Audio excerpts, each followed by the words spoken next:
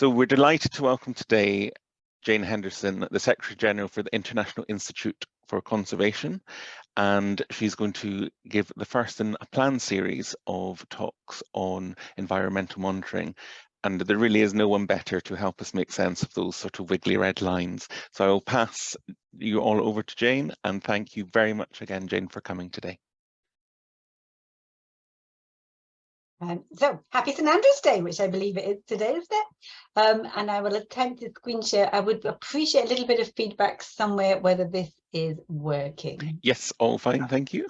Smashing. Okay. So I love the geeky side of environmental control and preventive conservation. Recently, I've been writing a lot of political papers, but it's really nice to get back to having a bit of a nerdy, geeky kind of an event.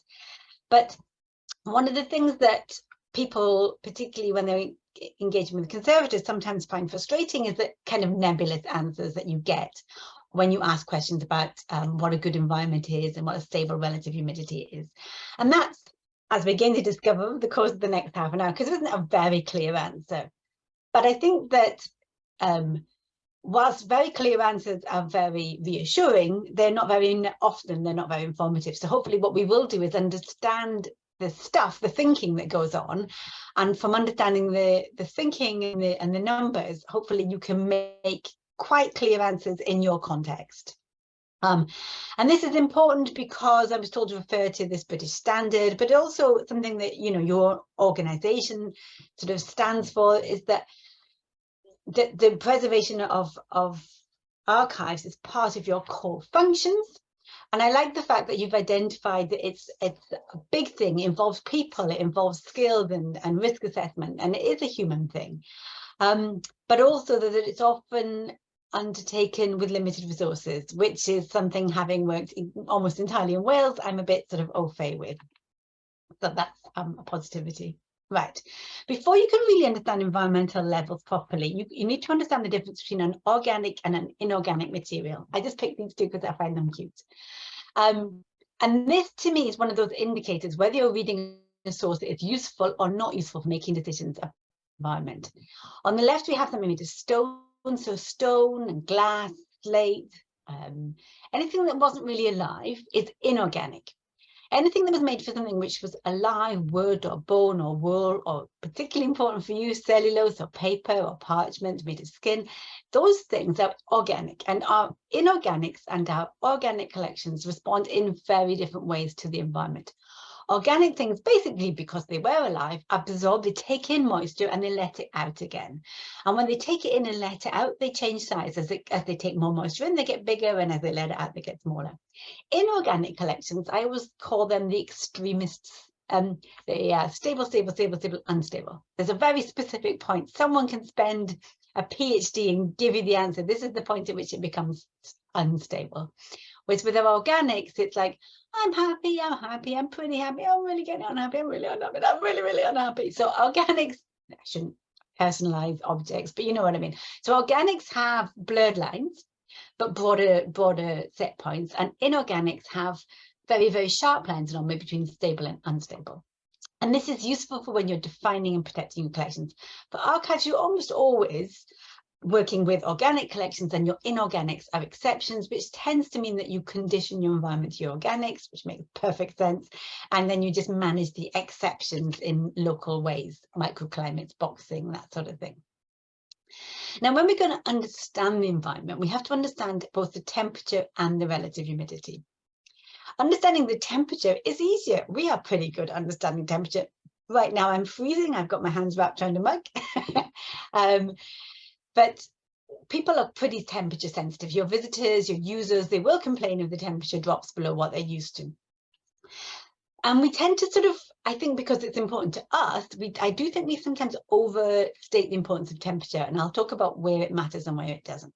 But we should understand that where we've got increased temperature in our archives, in our user spaces, in stores, it's because we're providing heat either as heating, which is done for people normally, but sometimes for building protection.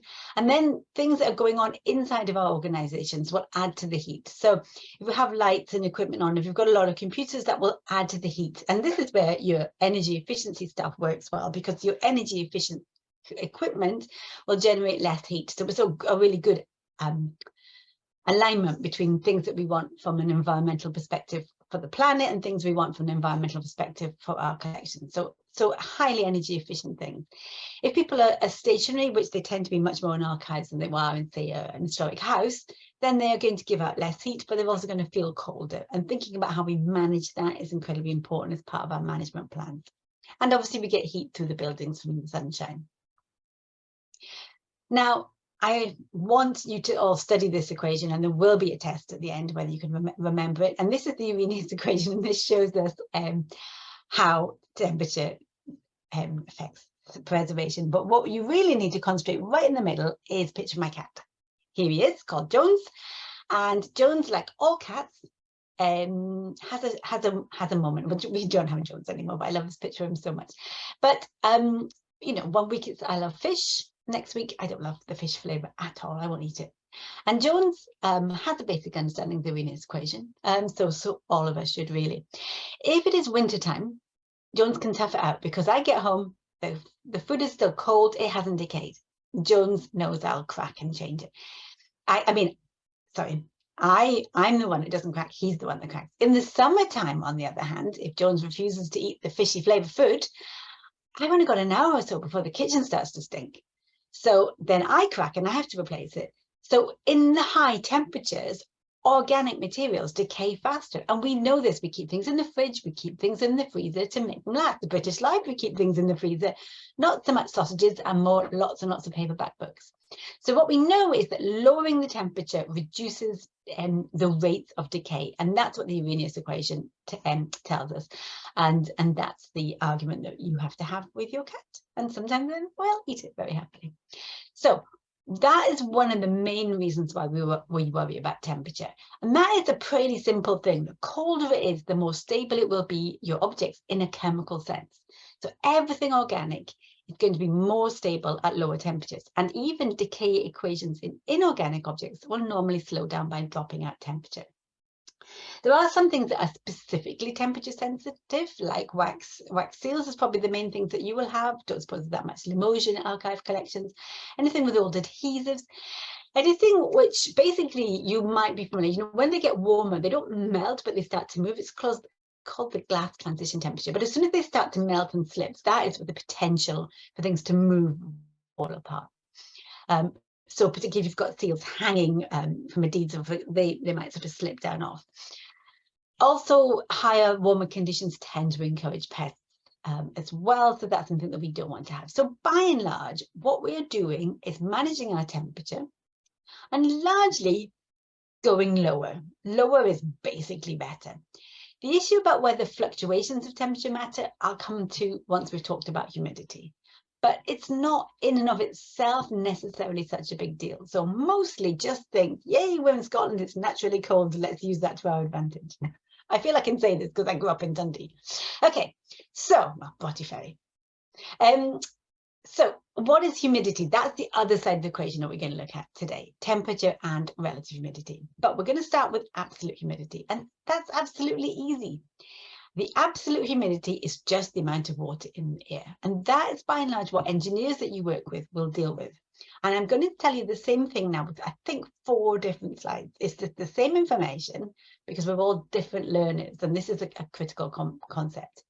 So I'm going to explain what relative humidity is. Relative humidity isn't the total amount of moisture in the air. That's absolute humidity. Relative humidity is a ratio of how much water is in the air compared to how much it could hold. So if you have a fixed volume of air, how much could it hold? And this is where temperature comes in. The warmer the air, the more moisture it can hold. Is that easy to remember? Yes. If you have a wet towel, do you get it dry faster on a hot radiator or on a cold radiator?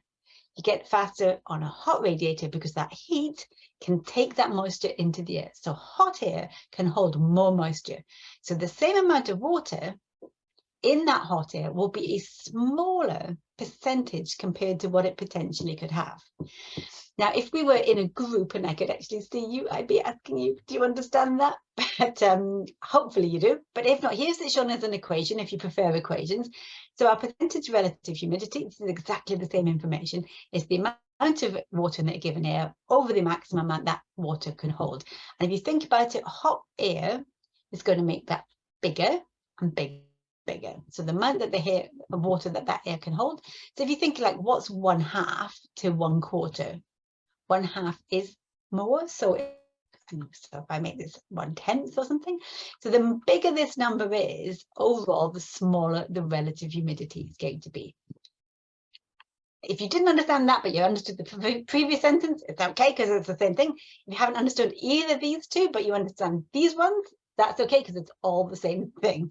So looking at it again, if I have 100%, because I multiply by 100 to get a percentage, if I have air, this is air temperature, I think this is actually in Fahrenheit, so I don't know why it's from that, but anyway, if I have air that's 100% saturated, it's as wet as it could be. It's a wet day inside my car. I've got inside my car and it's with wet clothes on. The car is like wet. It's with condensation all over the window.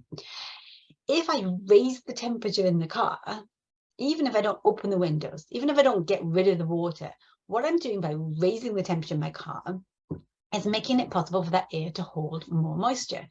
So the amount of moisture stays the same, but by raising the temperature, the percentage of the total that it represents gets smaller. So I'm raising the temperature, raising the temperature, raising the temperature. It's now getting quite warm in my car, and I no longer have any condensation on my windscreen. Super, yay. And that's because by simply raising the temperature, the amount of water in the air stayed fixed, but it is a smaller part of what the air could hold. So the percentage of what is possible has gone down. So this is a constant amount of humidity, but a different relative humidity, a different amount. And this is just me showing it exactly the same again. If your air is completely saturated, you can actually drop from 100% relative humidity to 28% relative humidity by dropping, so I've cut that slice off by dropping 20 degrees C. So this starts to become really important for us in the Wiggly Language graph world, because what this should be telling you now is our relative humidity is changing because our temperature is changing, and that's why we care so much about temperature. We want it to be generally lower for all the reasons I've mentioned, but where it's higher, what it's going to do is bring your relative humidity down. And when your temperature changes, your humidity changes. And I'm going to come back to that and show you how that's on the Wiggly Line graph. Here's just like a little summary of all my definitions.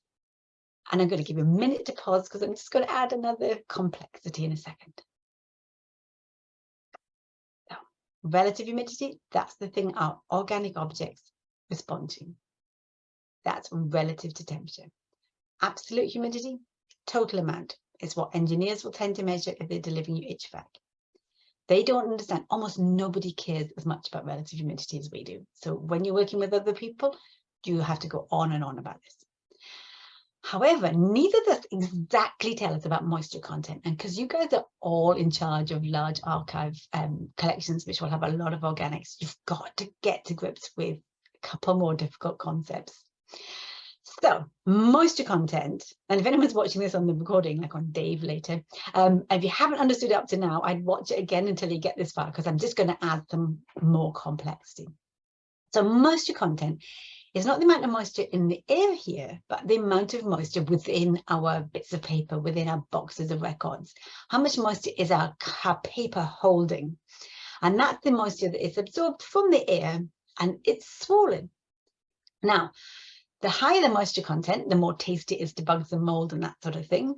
But also, as you know, like a very damp piece of paper is very prone to tearing, and it will lead to dimensional change. You don't need to really grab onto this, but I just wanted to put it in that obviously if you have absolute humidity and relative humidity, you'll have different units, and you'll see those on graphs and charts if you're trying to interpret relative humidity. luckily, this is the one plus, is that relative humidity is not to 100.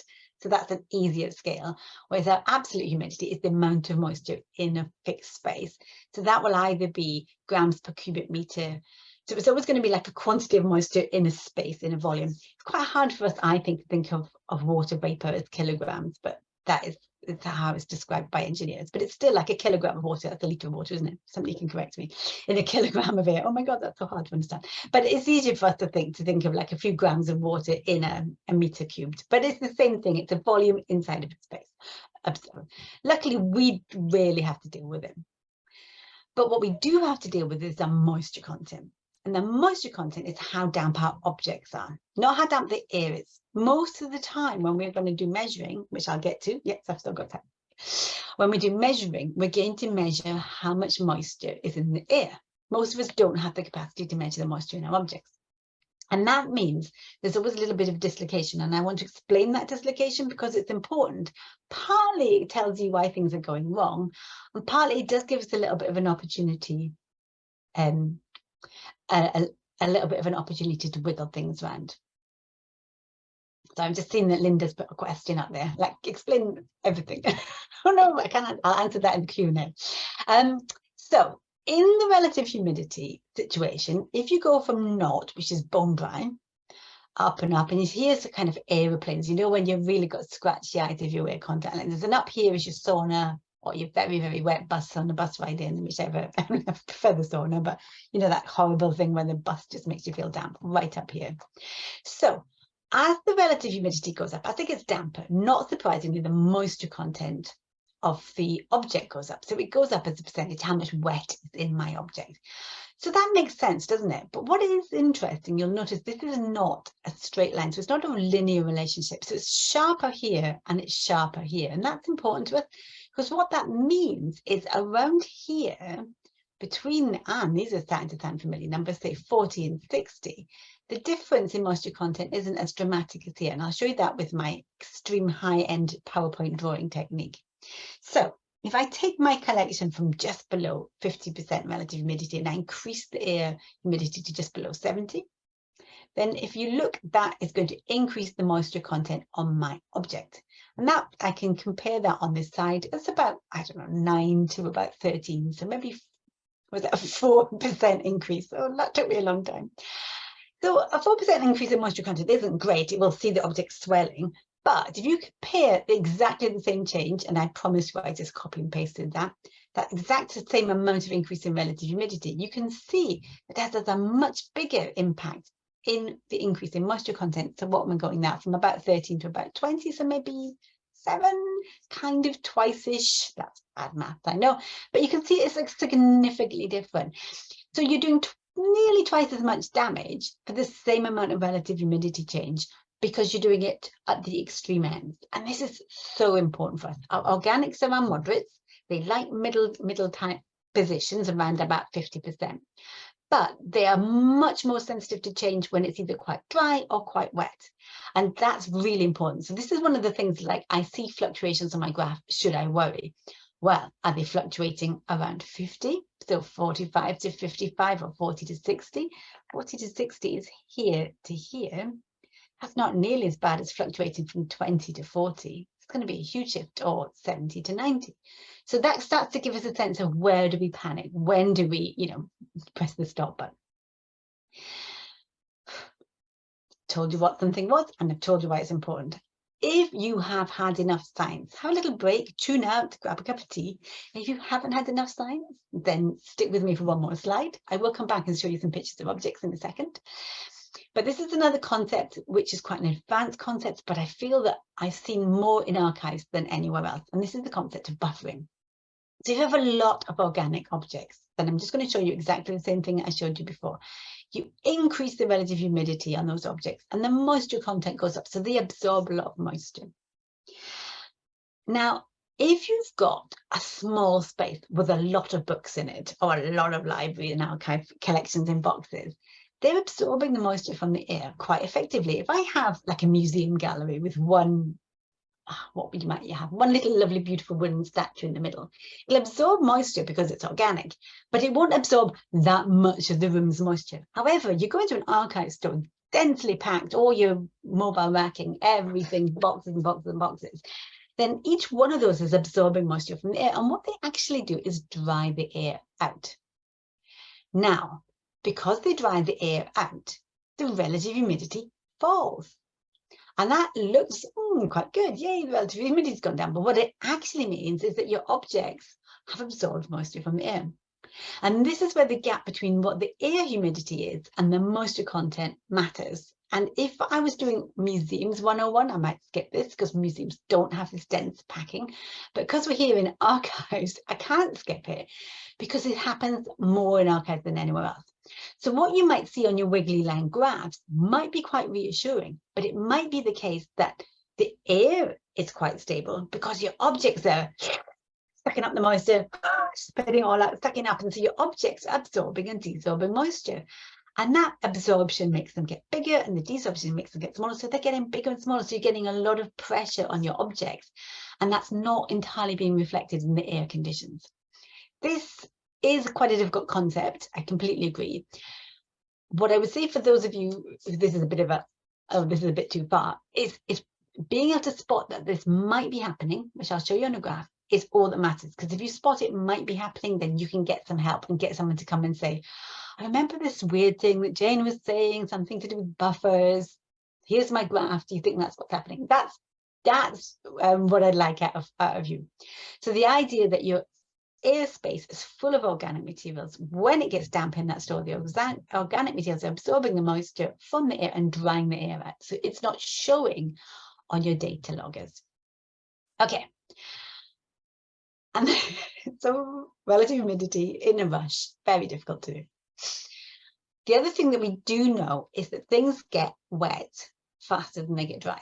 We know this. Drop a book in the bath, take the book out of the bath. How fast does it get wet? How fast does it get dry? Yeah, got that? Simple as that.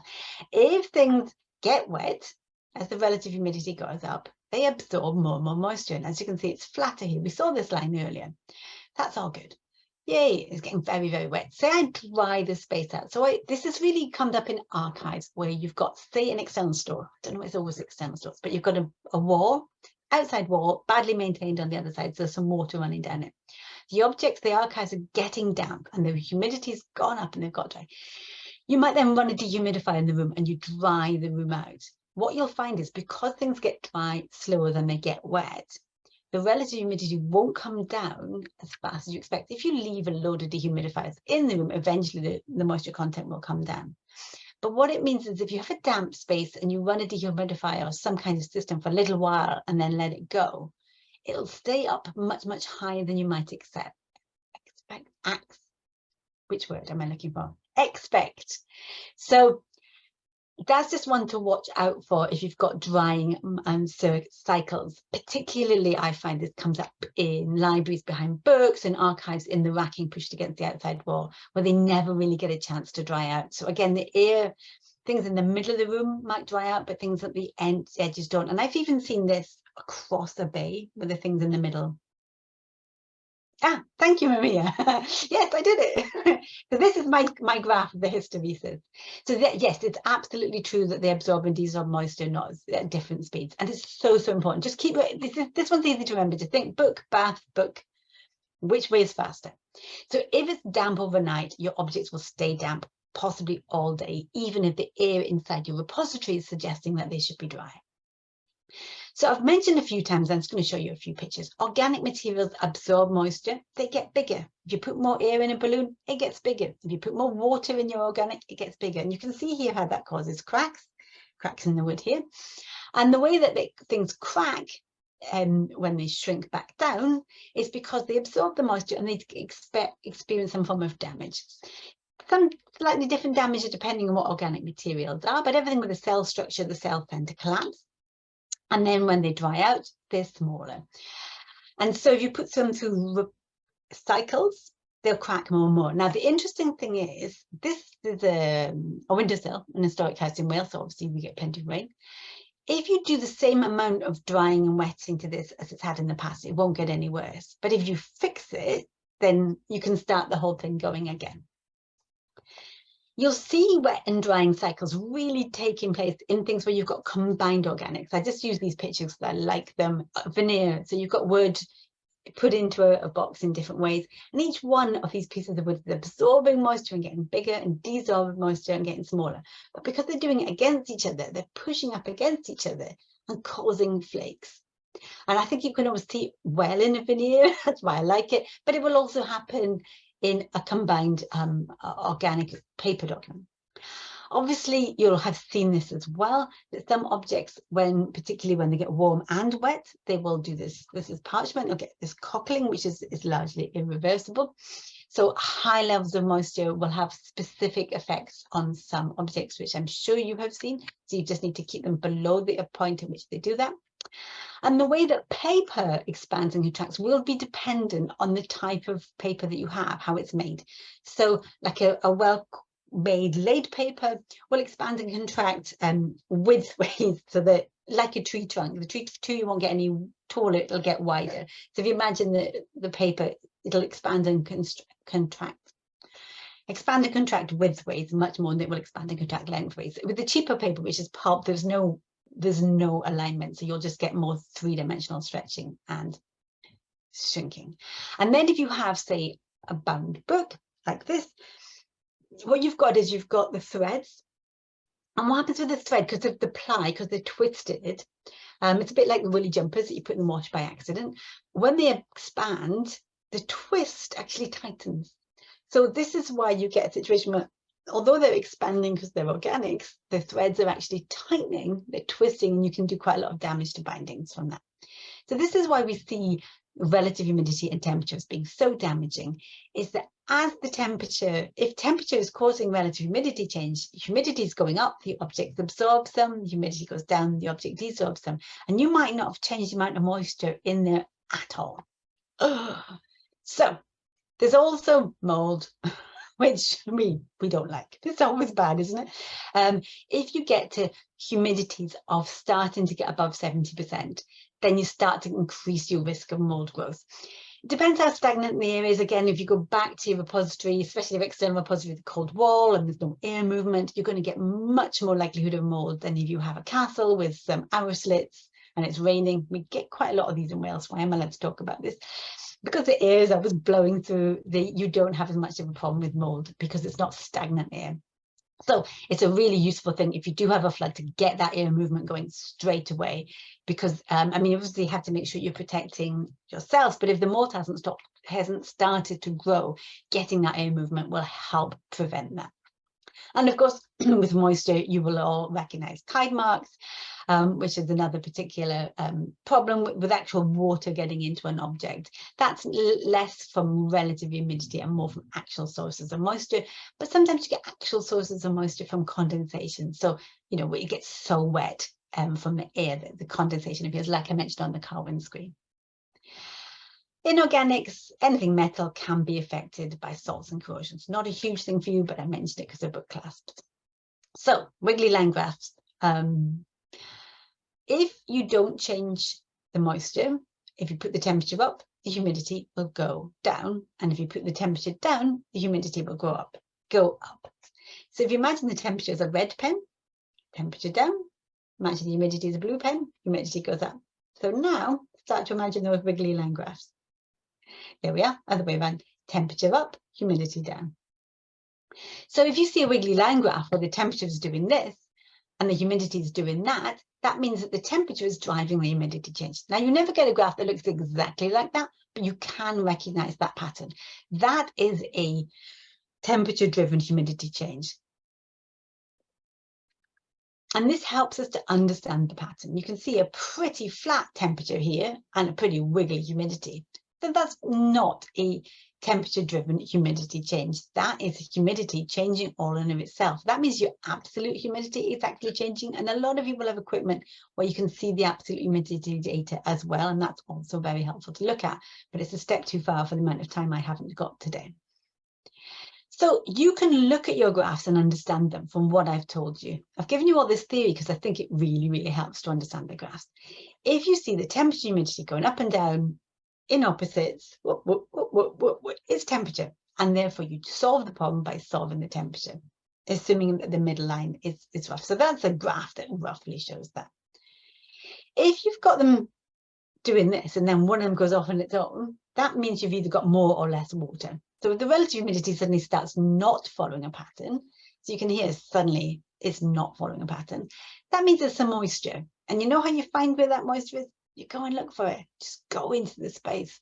You can't get it from staring at the graph. I mean, some people kind of like really know their graphs, but you know, you're going to save so much time by just walking to the place and having a look or picking up the phone. And then another thing you can spot on a graph is where there's a piece of equipment working, because pieces of equipment switch on and they switch off at certain points. You never in nature get these flat lines, and you know the flat line is 45 to 55, you know, it's a piece of equipment.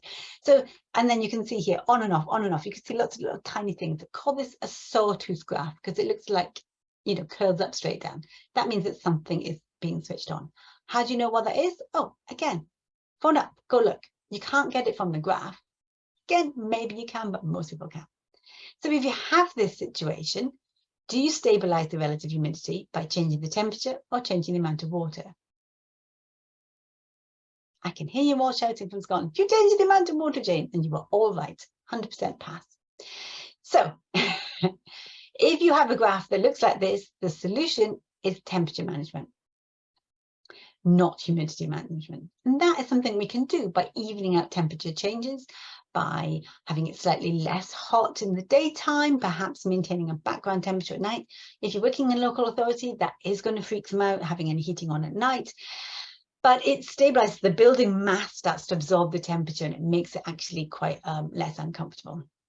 We have a situation here where the blue is going up and down, up and down, and up and down. You can see the red going up and down as well. This one is this is the relative humidity in blue, and you can see that you could even this out by not getting quite as hot. And this is the temperature's going up to 23. I can knock that down to 21 max, get away with that, making people wear a jumper. And I would stop having such big changes. Now I think my relative humidity might go too high and I might have to dehumidify, but you can do things in steps. And the other thing then is things change. If you get like a massive change, again, look at the graph for hours or phone up and say, what happens on the 9th of January? You know, what happens on the, whatever that date is? What actually, just why is this suddenly like a massive change? And people almost always know. If you've got a day book or anything like that, people will tell you. So like people over invest in graphs, like they're going to tell us things. They just tell us almost what question to ask. Is it a humidity problem? Is it a temperature problem? Is it something's plugged in problem? Or is there something big happened on that day problem? Those are 4 brilliant questions. If you've got all those 4 questions, you can solve most of the information from the Wiggly Language. I'm a big fan of phoning people up. So enough of those pictures. Oh yeah, I asked what changed there. It rained for 2 days. What happened there? Somebody plugged something in. How did I find out? I called them up. What changed there? Oh, it was Christmas. And that's always handy if you are closed for any holidays, then, or you know, power outages or COVID. Always great data in there to see what happens if there's no people or if the electricity's off. And I think power outages, you know, conservators love them because they're really interesting. And oftentimes you realize, oh, maybe we didn't need quite so much HVAC. And so what does this all tell us? I haven't got much time. I think I'm kind of over time. I've done a lot of Wiggly Line graphs. I'm hoping that you understand them. But I'm just going to flick through. These are all from the British Standard, so you don't need to read them. Hopefully you all got access to the British Standard that we've been talking about. But if you want to do something about all this, you need to understand it. And you get that from logging. Continuous loggers are by far the more valid because they will help you understand. And log where your collections are. That's what I say. If you've got stuff on shelves, put them near the shelves. That's why I love little tiny text and things like that, because you can use a cable fixing strap to strap onto a Dexian shelf. But you know, you can have your loggers, you can have your more expensive ones that are sending the data back to your clouds or whatever. All of them will give you information. But there's a huge gap every time we do a survey between people who are collecting data and people who are interpreting data. And if you don't interpret it, it does nothing for you. It's a waste of time.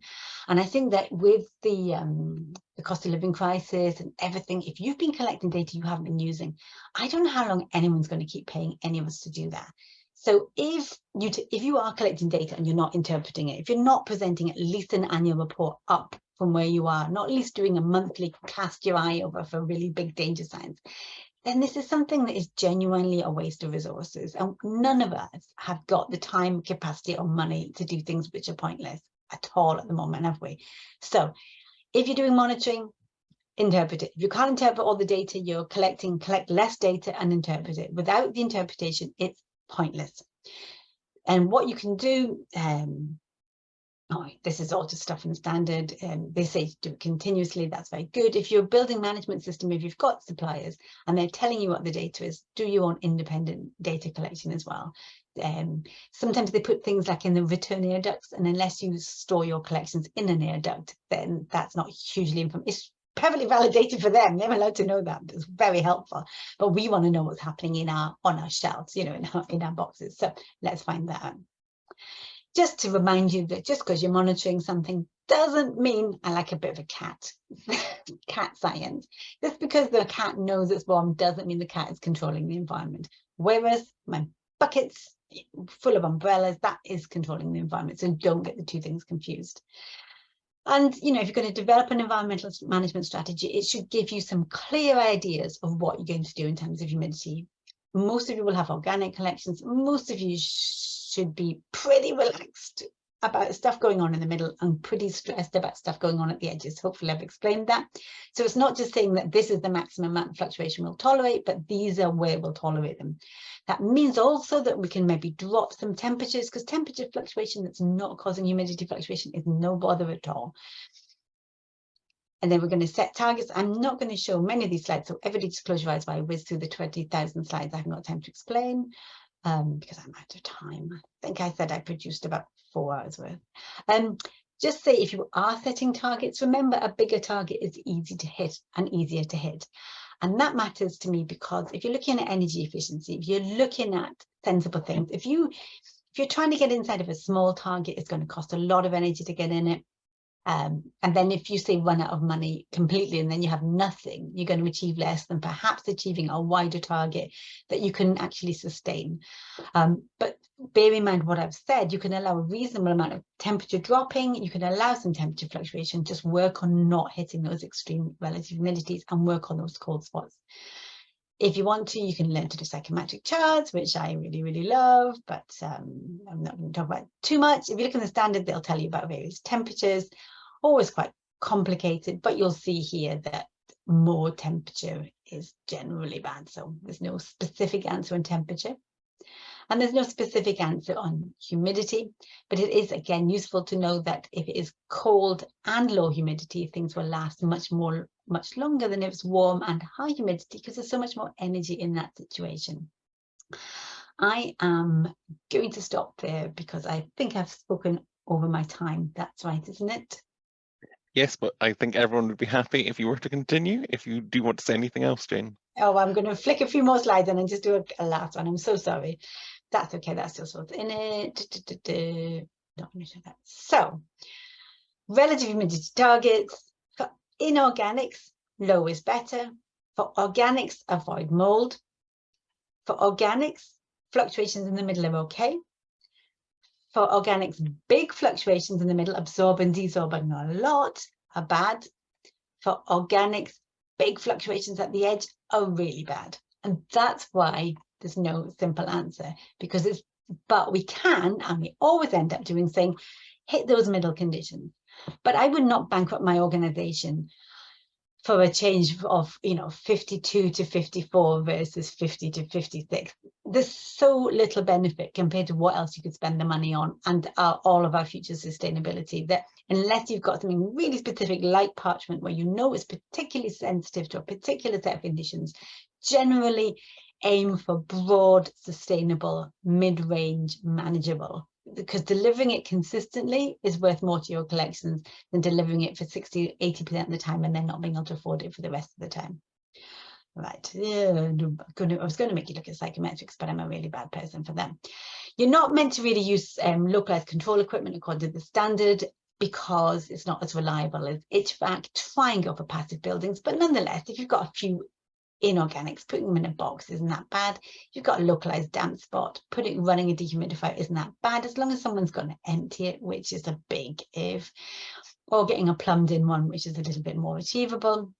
And maintain your buildings, you know, spend money on guttering, really, really do. If you clear your guttering, the water won't run down the wall. If you spent a day nagging property services to come and manage your guttering, you'll have done far more for your museum environment than knocking a 2% fluctuation off a mid-range relative humidity. So get those big picture questions correct. Look at your own building. You can be your own building surveyor. If you see green on the wall, you don't need an expert to tell you there's a problem. This is a museum that asked me what the problem is. It's like, you've got water coming through the walls. You didn't need me to drive here and tell you that, you know. So you can see these things. A good store, it's all very, very, you know, dull, but a good passive, well-managed store. I love this one because if there's a little bit of water, it'll still be, you know. These things are the way to do it sustainably, and those have got to be the future for us. Big, bulky stores full of archives. If you are going to build a new build, there's lots of advice in the guidance. It's quite a flash one, isn't it? If you're stuck with an historic building, I love an historic building, do your best to maintain air tightness. If you've got a stored collection, again, having less air movement, so not having doors wedged open, which you don't do anyway because of your fire management.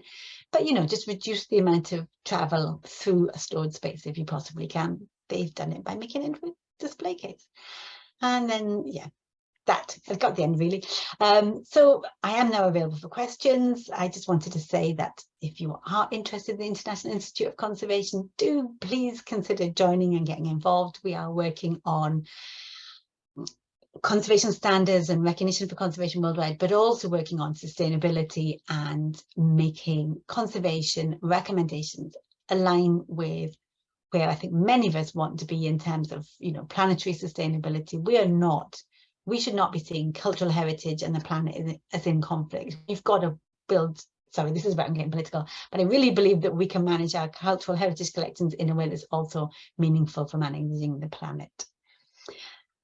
I will stop. That really was super, Jane. Thank you very, very much. Just to reiterate, if you do have a question, either put your hand up and I can switch our microphones, or please type it in the Q&A box there.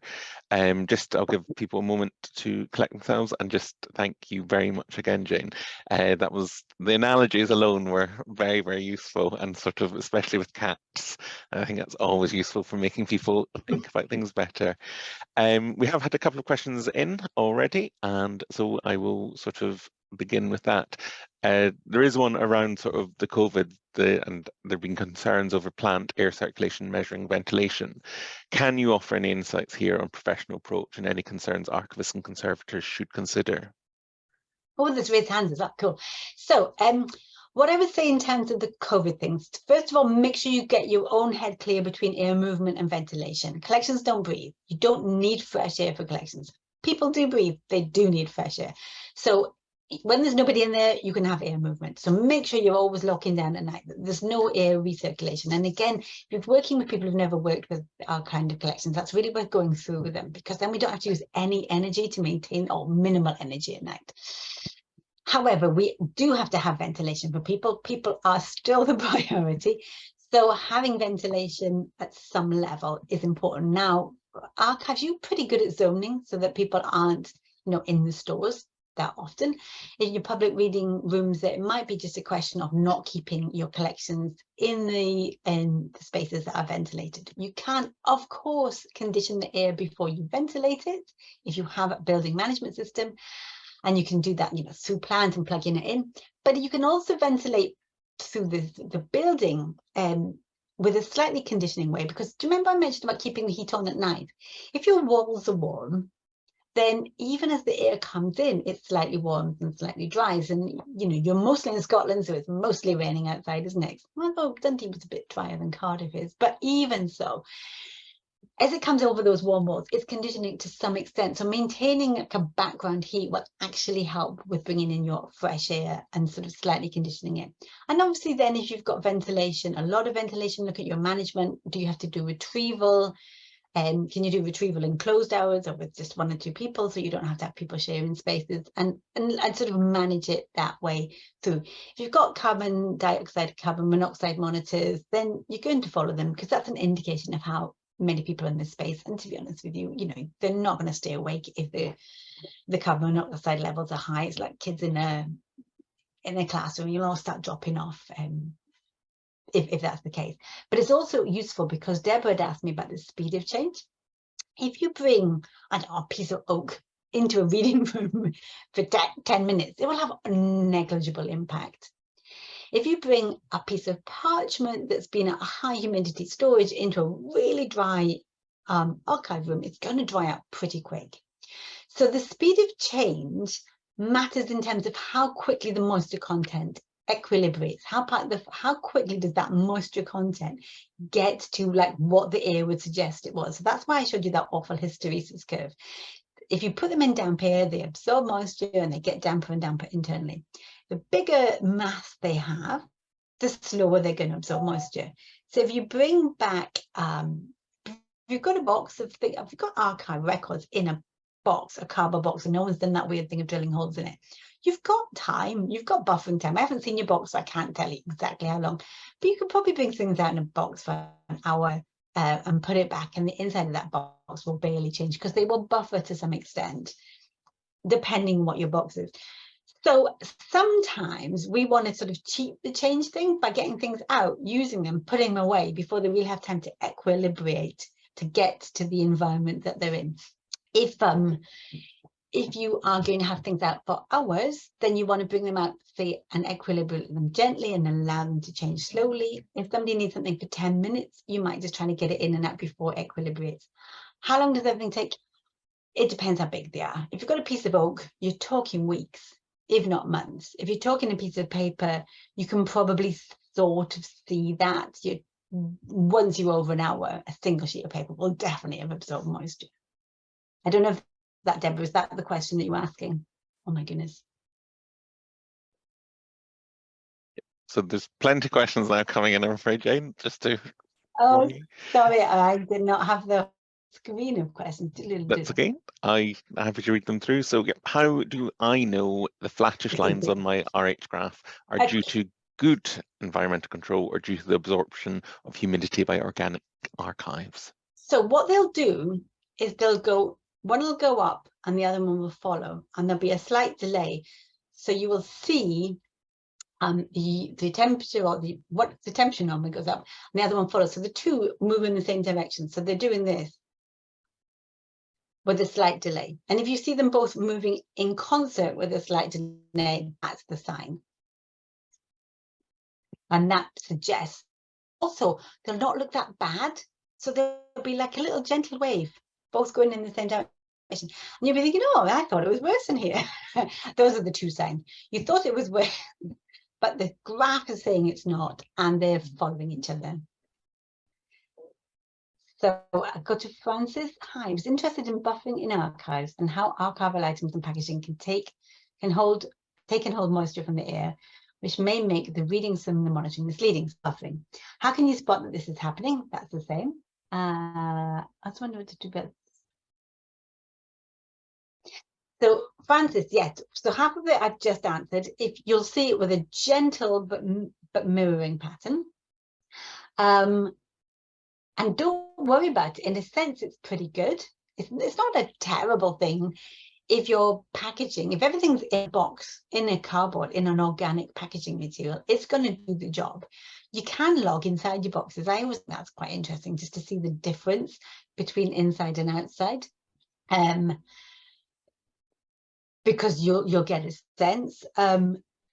If they are buffering, perhaps what you might do is, if you've got an adjacent space that's not packed with archives, measure in the other space and see if there is a massive problem that you might be ignoring.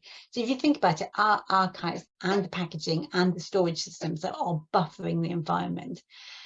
That's a fairly gentle process. But sometimes what happens, and I have seen this, is you've got plant that's been spec'd at quite a high spec, and it's got a really trigger happy sensitive setting, so that your HVAC engineers have tried to give you the minimal fluctuation. So you said, say, we want, I don't know, you said we want between 45 and 55% relative humidity, but as little fluctuations as possible. So they said, oh, I'm listening to you. So they set it so it goes over 51, it goes on, and it goes below 49, it goes off. which they're doing because they think that's what you want. And to some extent you sort of do, but you really don't. Because what it means is it's going on and off, on and on and off. And the collections are like doing the same, but in reverse. Whereas if you allowed those set points to be a little bit wider, the objects could gently move between the two. And that's actually much more energy efficient, much less likely to fail as well. So yes, the packaging does protect objects if the packaging is organic. If it's inorganic, your plastic, you know, your PEL, really useful crates, which are really useful, but they don't buffer. Right, the log tags in boxes, anonymous attendee. I'm not quite sure what log tag means. Are they that the pink and blue strips? If you come back and send that to me in a minute. What scales, oh, Catherine, what scales should the graph be to compare temperature and relative humidity properly? So I don't like the auto scaling. I think it's really disconcerting. So most of the softwares will auto scale, and that's useful in a sense for examining patterns, but it's really hard for looking over a year.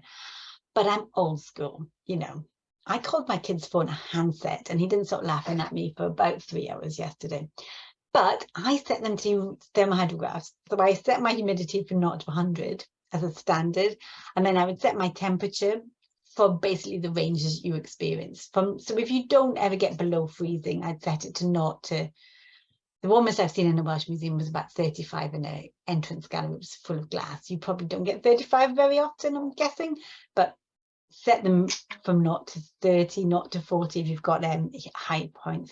But I would tend to always have a set, and I like to have an annual one like that, where the humidity is set to blue for water, the temperature is set to red for temperature, for goodness sake, and you've got them all standardized. And I like to do that so that you can look at year on year and they just read naturally. Obviously, if you're wanting to get some money, then you just change the scale and say, look how dreadful it is, look at how wiggly it is. But I think, Catherine, that is something I would put in a collections management policy. Have a look at them, make an agreement. And then what you might do is have like annual and monthly ones on one set of scales, but you might do analysis on a different set of scales. Let me know if that doesn't act. Is mechanized air movement in an archive store necessary? No. Is mechanized air movement in a space where there's cold surfaces going to help reduce mold? Yes. Objects don't need, so it depends what humidity is. If your humidity is dodgily high, a bit of air movement is going to help you out. If your humidity is like beautifully flat, because you've actually been running air conditioning plant for years, then reducing the amount of airflow when there's nobody there is going to be beneficial energy-wise, it's going to be beneficial stability-wise. Right. How often should you be interpreting the data? I would say I would like an annual report from you, and then I would like a casting the eye over an event. So I would like you in your environmental strategy to say, these are really, really bad conditions. We won't go to them. So that you do a casting the eye event. Honestly, I prefer you did it monthly, but if you can only manage quarterly, I'll take that. So quarterly, you go, nothing dreadful. Annually, I'm going to write a report on the environment. And that I would always say is, we have agreed these targets. We achieved our targets for this amount of time. I think it just speaks to everyone's inner accountant, and they understand that in order to increase the time that we spend within target, we could do the following measures. I hope that answers. I'm conscious of time ticking away and how many questions I've got. Oh, they're disappearing. That's why I can't see them. So I was thinking more about how we often tolerate travel within our set boundaries. Right, this is a really good question from Deborah, if people can see it. If we ask between 40 and 65, is there a speed of tolerance within that? Would it be too much within 24 hours, but over a month would be fine? This is a really excellent question. A lot of people set a maximum of 10 over 24 hours, and that's a really good, sensible thing to do. So they're called floating set points. So what you would do is you allow the winter to be warmer and drier because you put the heating on. So you say at winter time, we're going to be 45 to 55. But in the summertime, we don't want to be running too much planned. So allow 50 to 60, or if you're really devilishly dangerous, 55 to 65. So yes, so each month you might change the midpoint with a maximum of plus or minus on those. And your engineers will understand that, and that is easy to do, and that is a pretty good way of achieving energy stability as well. The 24 hours thing, I tend to, again, what I would do is with the 24 hours thing, it's much more if it goes over 70%. you need to start panicking about your mold. If your temperature goes below 6 degrees, you need to start panicking about your frozen pipe. So I would tend to have your extremes. A massive fluctuation of the full 20% on one day could be potentially damaging. If it goes down and all your stuff is in boxes, it probably won't do that much harm. But that's kind of, I need to look at your store and everything to give that definitively. Okay, the log is inside boxes. I've got you. So they're probably like the little black ones or the little button ones. They're dead handy. I like them, but then I'm a data nerd, so I enjoy looking at them. They're useful if you interpret them. They're not useful if you don't interpret them. And that is the honest truth. But looking at what's inside your box and what's outside the box will give you a sense of what the time, how long does it take from something happening outside to start to happen inside. And that will give you a sense of how much to worry about power outages. So for example, if you find there's a time delay of a few hours, what's going on outside your box and what's going inside your box, then if your power out, you have a power outage of an hour or so, just shut the doors and don't go in. But equally, if you need to ventilate that space because of COVID, if it's only ventilated for half an hour, because that's how long it takes you to go in and show the kids around or whatever it is you're going to do, the chances are that's also not going to make it to the inside of your boxes. So I like that kind of time delay. It gives me a sense of when to worry and when not. Hi, Dominic. Gosh, I imagine you could answer these questions. Can dew point to, it's a nice difficult question from Dominic. Can dew point tracers help us to interpret correction conditions? Yes, they definitely can. Do they only help us see how close conditions are to humidity levels, which relative humidity tell us? Anyway, what your dew point tells you is dew point tells you what point you'll get 100% relative humidity. So it's a figure, it's an absolute humidity figure. So 100%, no, it's not an absolute humidity, ignore me. I need to speak slower. At 100% humidity, you will get moisture forming on a surface. So it's really useful to know at what point you will get moisture forming on a surface. One, it will give you an indication if you've got any cold surfaces, so single glazed windows, dodgy wall, that sort of thing. You know you're going to get anywhere near dew point temperatures at that local space, you will potentially get mold. But they're also helpful because they kind of, if you use a lot, then you can start to see sort of trends and patterns. Myself personally, if I'm going to go beyond temperature and relative humidity, I like to use the absolute humidity as the next full figure, because I find that that tells me how much moisture there is in the space and it gives me another indicator. So I think with everything and everyone, people, I don't know, I'm going to make up a number, but let's just say 70% of people don't fully understand the two lines on the graphs, like temperature and relative humidity. Dominic, I know you know a lot about this, so I imagine you do. And so adding another level of complexity will give you more information. But I wouldn't push that hard for people who are less confident. Does that answer that?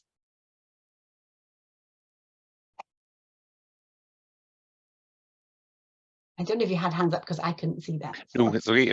Everyone has typed them in very helpfully. So no, thank you very much to everyone for their questions. And a biggest thanks of all to you, Jane. That really was superb. And I think that it will have helped a lot of people as they plan.